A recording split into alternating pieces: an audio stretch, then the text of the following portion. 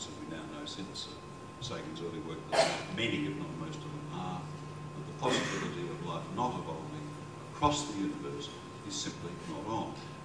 You can always find a book. At the weekend, I was talking about nutty theories, and I told of a book that Barry Jones left me. It was a wonderful book. It was that thick. It was almost as thick as that book you have every week that you carry. And it proved beyond reasonable doubt that the city of Troy was in fact at Oxford University. It was a work of total and utter scholarly dedication. Barry said, and he was right, that it was a remarkable book. It was also totally and utterly wrong. So don't give me one book and say, that's the trouble with you characters, there's always a book. It's the Bible, it's the Quran. There's one book, and now you found another. It is not the consensus of science at all. Science believes that life is inevitable and that it is happening all over, from one corner of this universe to the other. And guess what? It's probably happening as we sit here in billions of other universes as well.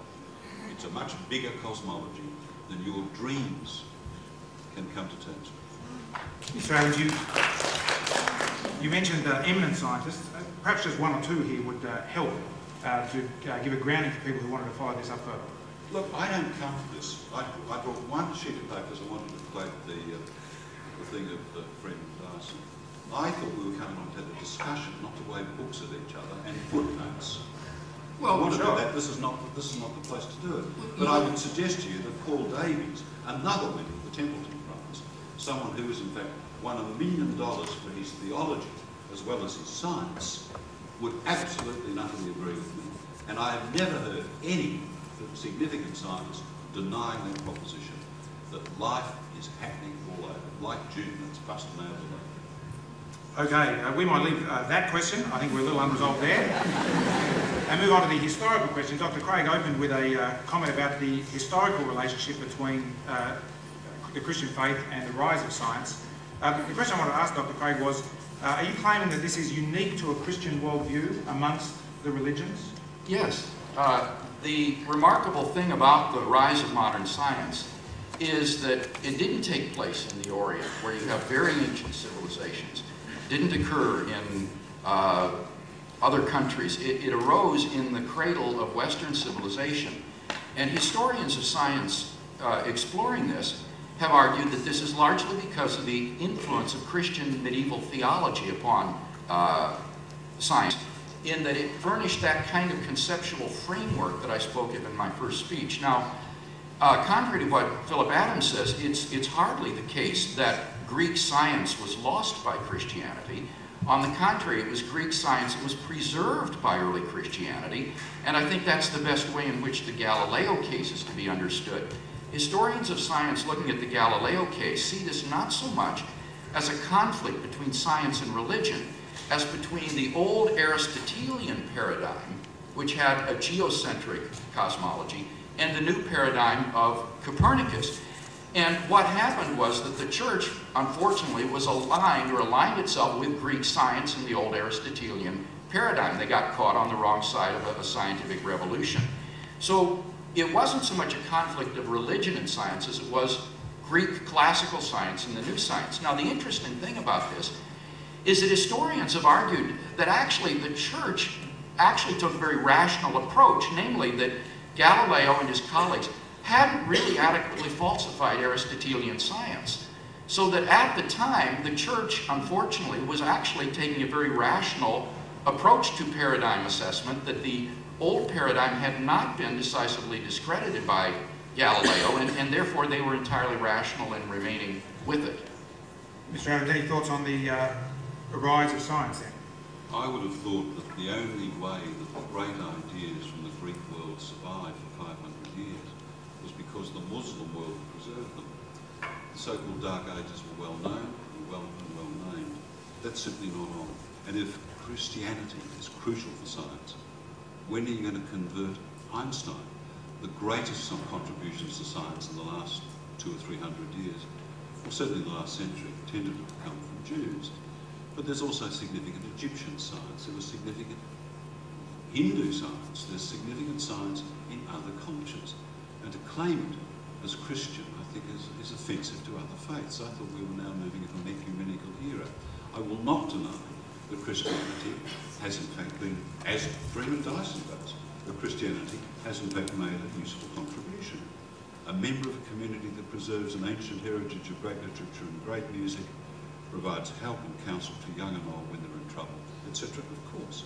But to say that Christianity is crucial to science is to deny, for example, the immense contribution of Jewish science and the simple fact that almost every major scientist alive today would not agree with one iota of Christian theology, least of all the absolutely critical idea of a physical resurrection.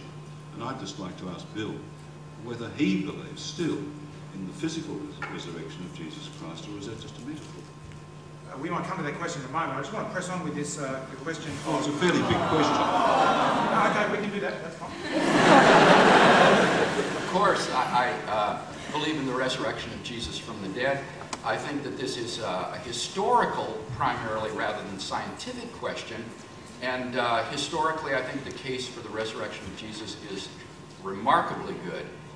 Nor do miracles contradict science, because science describes what the natural world does, given that there are no interfering factors. Natural laws are idealizations of what will happen if there are no interfering natural or supernatural factors. So that the presence of miracles in the world, God's working miracles, doesn't in any way violate or contradict scientific law. Those laws still remain valid. I do want to come back on my point about Christianity giving birth as the conceptual framework to modern science, because I don't want you to misunderstand my point. I'm not claiming that individual scientists need to be Christians. I mean, that would be silly. Obviously, Einstein and many other atheistic scientists are fine scientists. But what I'm talking about are those philosophical presuppositions, like the validity of inductive reasoning, the orderly nature of the external world, the validity of the laws of logic, the objectivity of the moral values used in reporting science. These are philosophical assumptions which cannot be proved by science, and yet they're inherent to the scientific enterprise. Even atheist scientists have to use these presuppositions. So my point is that the Christian world and life view furnished a conceptual framework which was an ally to science in making science as an institution possible. It can do that, and historically it did do that. Well, the miracles question was one that I wanted to get back to. Mr. Adams made a comment about that one way of handling that question is to put it into different lobes of your brain.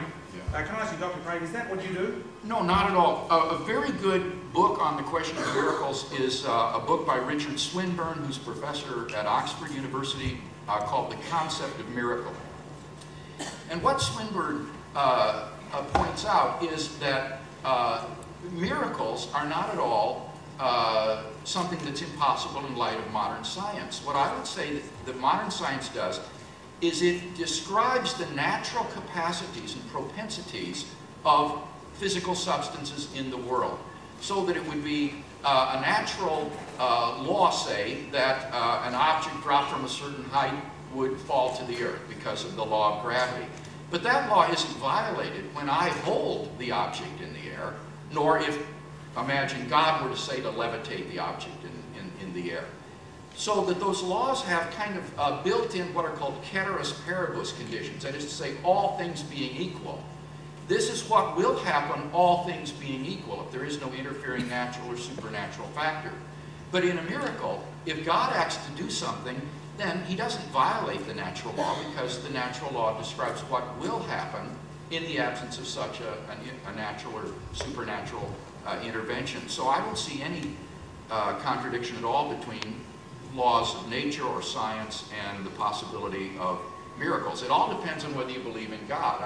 If you believe there is a God who's created the world, called the Big Bang into existence, then as Peter Slezak has said, the odd resurrection ought to be child's play for such a deity. So, Mr. Adams, do you believe in the resurrection of Jesus from the dead bodily?